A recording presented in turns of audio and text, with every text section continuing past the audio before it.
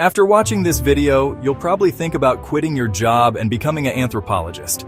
Because in this video, we are going to see some extremely amazing and mysterious discoveries. Like the discovery of 13 mummies buried with real golden tongues to speak to the gods in the afterlife, and other glorious and amazing finds that are truly hard to believe. So please like the video, and let's go see these wonders. The discoveries of ancient Egypt are truly fascinating, one after another, and one of the most fascinating is in this section. Archaeologists recently discovered 13 ancient mummies, which is exciting in itself. But what made this discovery truly strange and interesting is that all of these mummies had gold tongues placed in their mouths. This incident occurred at the construction site of the Oxyrhynchus, a very strange name, but it is really an ancient place in Egypt. In this area, a burial pit about 11 meters deep was discovered, leading to a hall with 3 rooms filled with mummies. But this wasn't just an ordinary scene of bone dust. These mummies were buried with a lot of accessories and decorations. Of them, 13 mummies had golden tongues. Some of them even had gold foil nails. In addition, they carried at least 29 talismans in the form of the beetle, Tehut, and Isis. Because when you hope to go to the afterlife, you can't skimp on using the fears of the gods. But let's get back to the topic of golden tongues. This is something that not everyone has. What made these people special? According to archaeologists Strepols Malado and Maite Mascourt, the Egyptians believed that gold was the flesh of the gods. They really thought that the gods had skin made of gold, with golden muscles, and basically everything was made of gold. So putting a golden tongue in the mouth of the dead means that their voice in the afterlife will be made of gold. And as a result, they will be able to talk to God in that world, sing songs, ask questions, grumble, and do whatever else they want. For the Egyptians, the afterlife was the essence of life. The entire earthly life was just a prelude to that world, and being able to speak directly to the gods was considered a great honor. Gold was a symbol of protection and grace in the afterlife.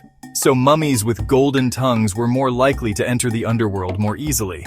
The underworld was the name of the realm of the dead in Egyptian belief. The presence of gold meant they were protected and divine, and they could more easily talk to Osis. Professor Salim Ikram, professor of epistemology at the American University in Cairo, also made an interesting comment.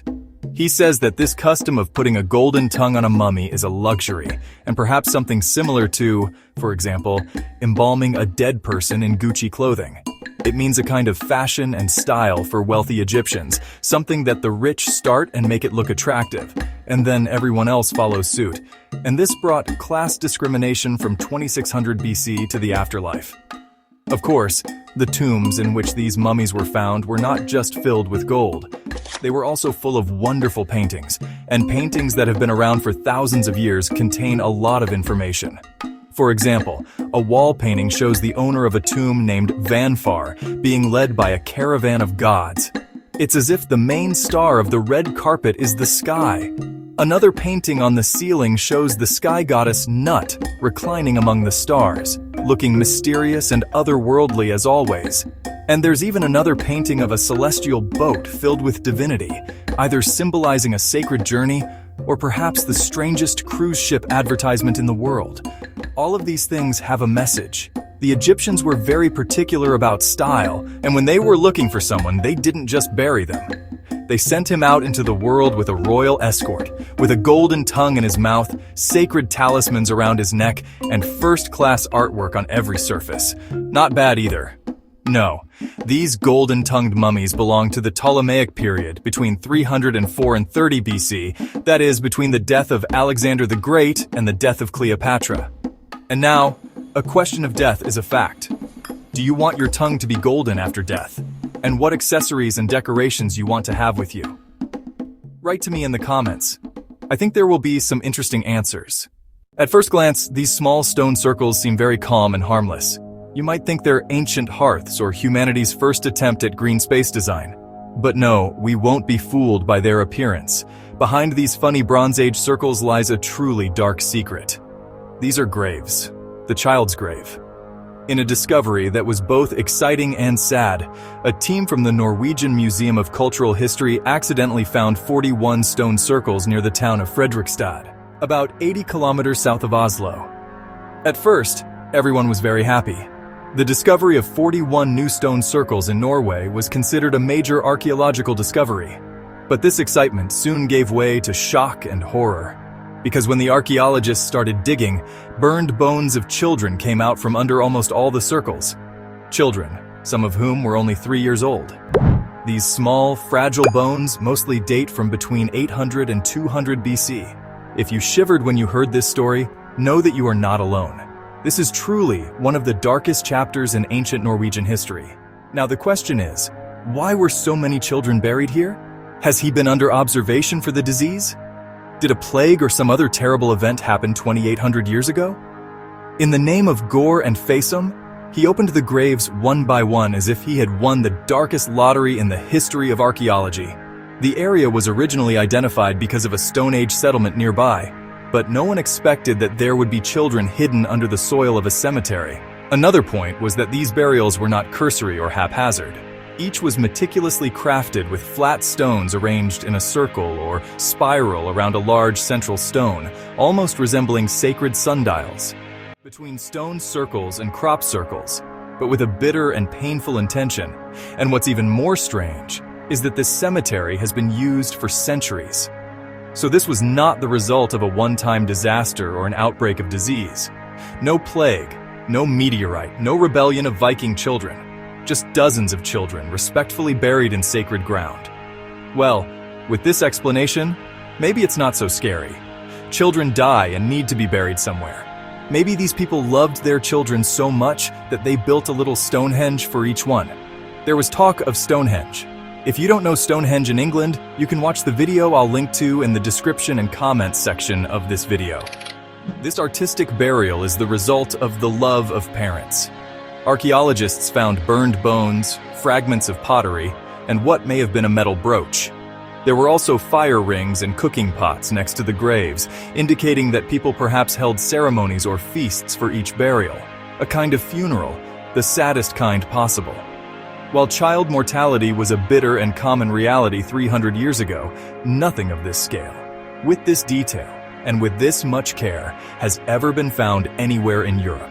Not in this form, nor with this level of respect. Even with all our modern technology and the miracle of Google satellite imagery, some things still stop us. And the 41 stone circles that silently embrace the ashes of children are one of them. Their burial was not secret. Fossum believes that these graves were deliberately built in public view. The circles are an open space next to busy roads.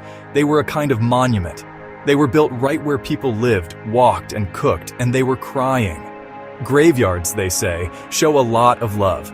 This is a society that is saying that your memory is still with us. What do you think now? Do you think this was an ancient cemetery, a sacred place for performing ritual laws, or even something that modern science still cannot understand?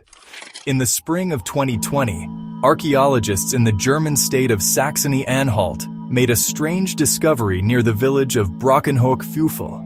A discovery that archaeologists would later call the most important archaeological discovery in Germany for decades. At first, they thought they had found a noble grave belonging to a 1500-year-old tomb of a German lord. But then it turned out that this was actually an aristocratic cemetery from the early Middle Ages, dating back to around 470 to 540 AD. In the center of this cemetery was a large burial mound.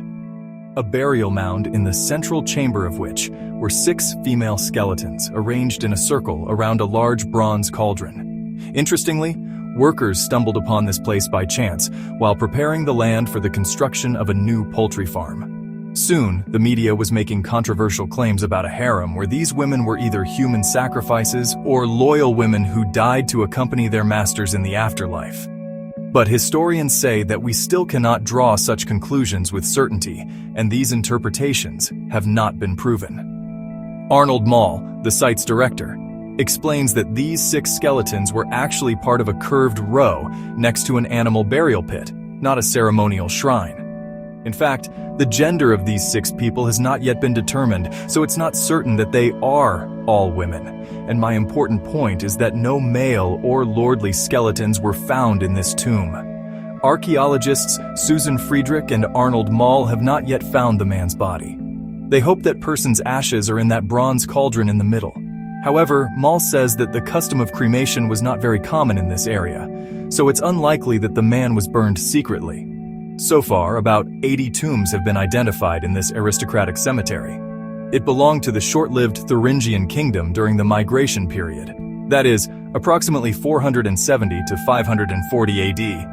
Many of the graves were accompanied by valuable objects. In the men's graves, archaeologists discovered iron swords, shields, and glass bowls with intricate designs. And in the women's graves, decorative clothing clasps, or so-called fibulas, were discovered. One of the graves also contained a Roman gold coin with the image of Emperor Zeno, who ruled between 474 and 491 AD. Overall, the site appears to have been an aristocratic estate where several important people were buried. And since these valuable objects were found, they could easily have been stolen. The exact location of the site is still kept secret to protect it from looters. Researchers call this discovery an extraordinary and intact treasure trove that could reveal many secrets about the aristocratic culture of the early Middle Ages in Central Europe. If you are interested in the wonders and mysterious discoveries of history, subscribe to the channel and don't miss other videos on the channel, like the ones I suggested in the image. Wishing you ever-increasing knowledge.